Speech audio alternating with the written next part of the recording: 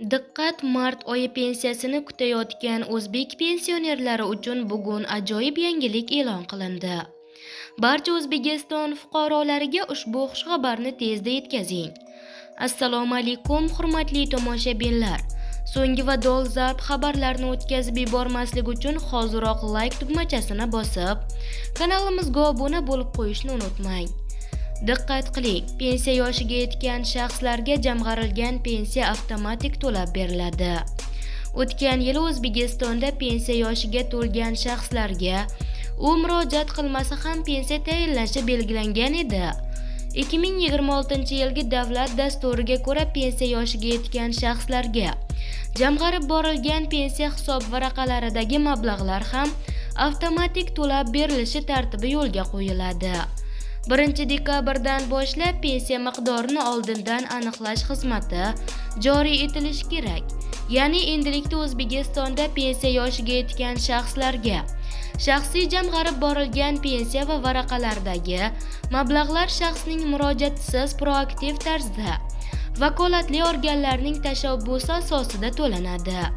Bu Prezident farmoni bilan tasdiqlangan 2026-yilgi davlat dasturida ko'zda tutilgan. Tegishli hujjat loyihasini ishlab chiqish muddati 2026-yil sentyabr deb belgilandi.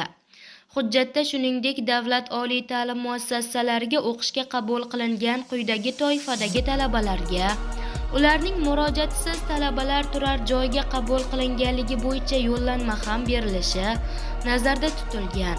Yetim va ota-ona qaramog'idan mahrum bo'lgan talabalarga, ijtimoiy reyestrga kiritilgan oilalar farzandlariga va 1 va 2 guruh nogironligi bo'lgan talabalarga. Eslatib o'tamiz, 2025-yil 1-martdan boshlab pensiya yoshiga to'lgan shaxslarga ularning arizasisiz proaktiv tarzda pensiya tayinlash yo'lga qo'yilgan edi. Ma'lumot uchun 2025-yil yozida qabul qilingan Prezident farmoniga asosan 2026-yil 1 dekabrdan boshlab pensiya miqdori oldindan aniqlash xizmati ham joriy etilishi kerak. Hozirda fuqarolar shaxsiy jamg'arib boriladigan pensiya hisob varaqalaridagi mablag' miqdorini Davlat xizmatlari portalida ko'rishi mumkin.